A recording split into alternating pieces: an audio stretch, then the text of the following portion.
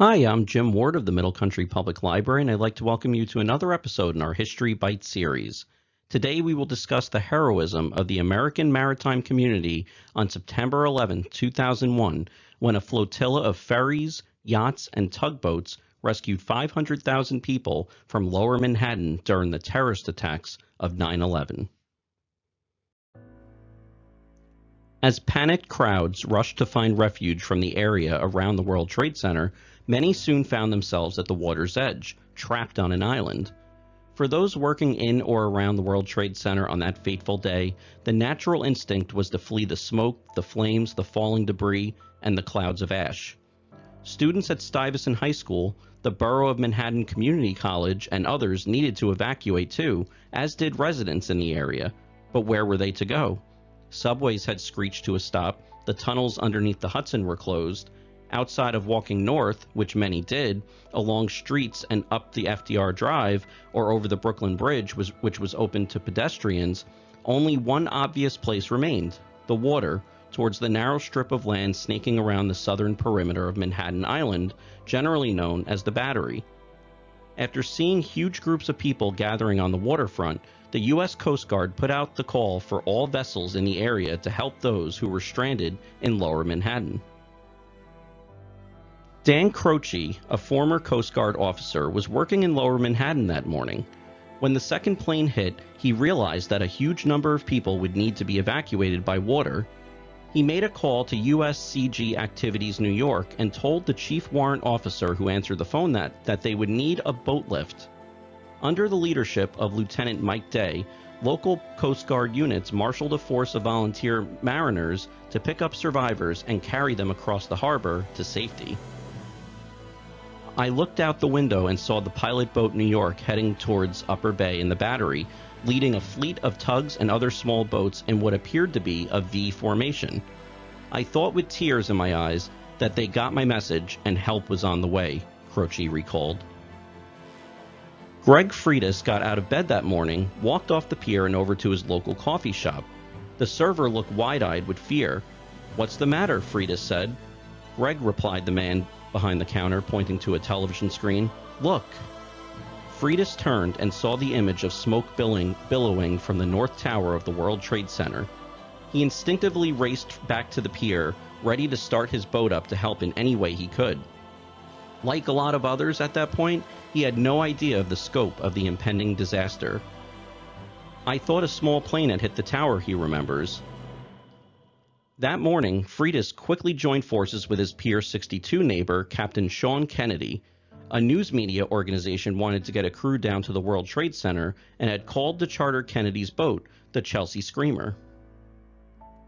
As they brought the news crews down the river, they heard a radio call from Lieutenant Michael Day of the U.S. Coast Guard.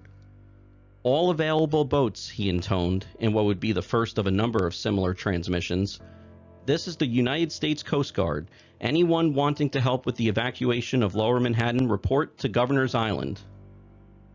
From 10 a.m. to 1 p.m., the Screamer made 3 trips from various points on the southern tip of Manhattan, across the river to the Liberty Landing Marina in Jersey City, transporting a total of about 150 people. After that, they were called back to the Chelsea piers, where they ended up helping distribute water to the thousands of people lined up there for evacuation. Larger boats took as many passengers as they could. The famed Staten Island ferry made trip after trip, delivering to safety more than 50,000 people while returning from Staten Island with supplies and emergency workers. New York Waterway Port Captain Michael McPhillips had been standing in the wheelhouse of a ferry boat halfway across the river when he noticed the South Tower begin to buckle. He'd already made 8 round-trip runs ferrying passengers to New Jersey since the first plane hit, while also manning the radio and fielding questions. At 9:45 a.m., when another captain offered to take the helm of the Frank Sinatra so that McPhillips could focus on operations, the overwhelmed port captain had gladly given up the wheel. He soon wound up conducting operations in the wheelhouse of a different ferry, the George Washington. Now, seeing the cloud exploding up and out from the collapsing South Tower, he barked out a warning to a captain who had been lining up for his approach to the World Financial Center terminal to get out of there. In an instant, the scale of the disaster had magnified, transforming the evacuation in progress into a full-blown rescue effort. The cloud rolling past the seawall blanketed the river's surface and blinded boat captains, forcing them to navigate by radar alone. But sometimes even the radar couldn't penetrate the particle-filled air. One of the most important roles for America's domestic maritime fleet is assisting with sea lifts during times of national emergency, which is exactly what happened in the most organic way on September 11, 2001. The Boatlift heroes that day truly lived up to one of the U.S. Merchant Marine's oldest mottos, acta non verba, which translates, deeds, not words. In one day, our nation experienced the best and worst of the human condition. The attacks exposed Americans to the unthinkable, but the New York region's maritime community courageously responded and revealed what makes our country great.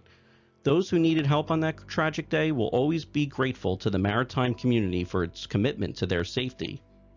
In times of need and in times of peace, our vibrant domestic maritime industry will continue to proudly serve our great nation. The 9/11 Boatlift begs comparison to Dunkirk, the great 1940 British sea rescue of 338,000 British and other Allied soldiers trapped by the Germans on the French coast. But while Dunkirk is well remembered, the 9/11 Boatlift seems to have been somewhat overlooked amidst the many epic accounts of heroism on 9/11. The flotilla included 5 cutters, 12 Coast Guard patrol boats, and over 100 civilian vessels. Altogether, some 800 mariners rescued about 500,000 people from the waterfront. For days afterwards, many of these mariners kept going, bringing supplies and fuel to the responders at Ground Zero.